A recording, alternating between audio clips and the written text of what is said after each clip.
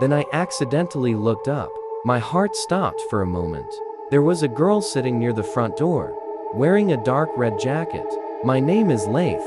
I had just signed the papers to buy a car with my small office salary. I'm not trying to brag, but what happened to me that night was a true horror story that made me swear I would never ride a bus again.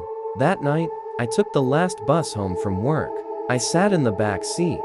The only other passengers were a young girl and the driver. I leaned back, closed my eyes, and tried to relax. The girl seemed annoyed and told the driver, "You can skip the empty stops. It will save time. I have to get home in 15 minutes." She looked like a schoolgirl, wearing heavy makeup and colorful clothes. Maybe she was coming back from a party. The driver calmly replied, "Relax.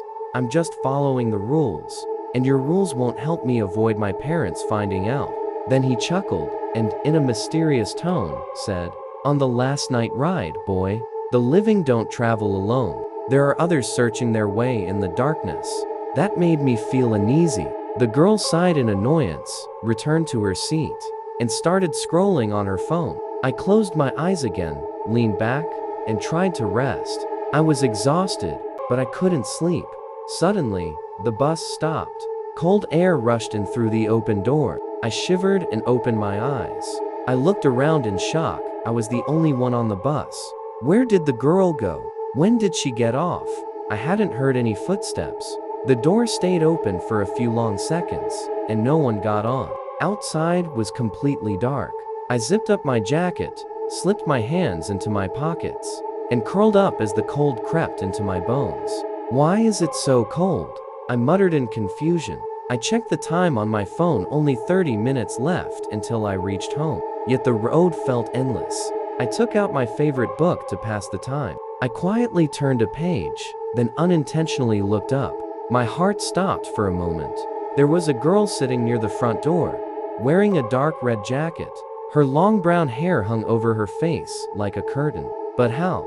Just moments ago, I had been alone on this bus. It couldn't be. It couldn't be the same annoyed girl from earlier. I quickly looked out the window. We were in the middle of the road. There was no stop. I hadn't heard the bus stop or the door open. I hadn't even felt anyone get on. My heart began to pound. Maybe she got on while I was absorbed in my reading. Yes, that was the only logical explanation. I hesitantly went back to my book, but the words looked blurry before my eyes, and a strange feeling crept into my heart. The second time I looked up, she seemed closer to me, though I wasn't sure. She sat upright, not appearing to move. I continued reading, but I couldn't focus. The air inside the bus grew colder, and I started to shiver. After a few minutes, I looked again at the girl in the red jacket. She was now much closer, only 2 rows away. My heart raced, and I felt short of breath. I tried to push away the bad thoughts and kept reading, gripping the book tightly. The light on the page dimmed, and a dark shadow crept over it. The girl was now directly in front of me, but she had moved without making a single sound. I began to gasp and slowly lifted my head. She was still sitting upright, but the jacket was no longer just red. It was soaked with something red that gave off a strange smell. Before I could react, she pushed her hair back with both hands, revealing a distorted face staring straight at me. She began to laugh in a terrifying voice, whispering incomprehensible words. I screamed, releasing all the terror inside me. When I ran out of breath, I took another breath and screamed again. Suddenly, something hard hit my head. "What's wrong with you? Why are you screaming?" I opened my eyes, confused. It was the same girl from earlier, standing beside me with her school bag, staring at me with a mix of fear and annoyance. Where were you?" I panted, looking around in panic. "You disappeared. I saw you get off."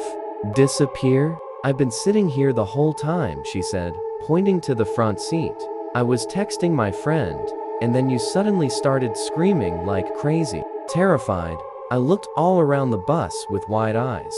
The girl in red, the long-haired girl, she was right there. I pointed with a trembling finger toward the front seats. "What girl? We've been the only ones here for half an hour," she said, looking at me as if I had completely lost my mind.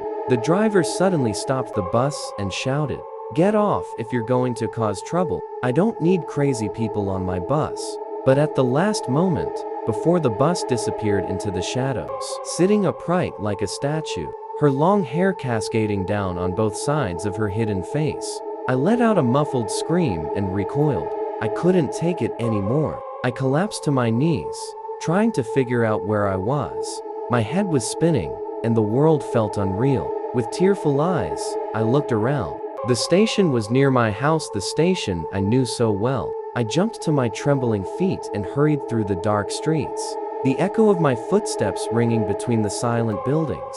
At the door, my hand shook violently as I tried to insert the key into the lock. I glanced behind me every second, afraid something was following me in the dark. I finally felt relief after I closed the door. Since that day, I have never gone near buses again, and I have never told anyone about this terrifying experience.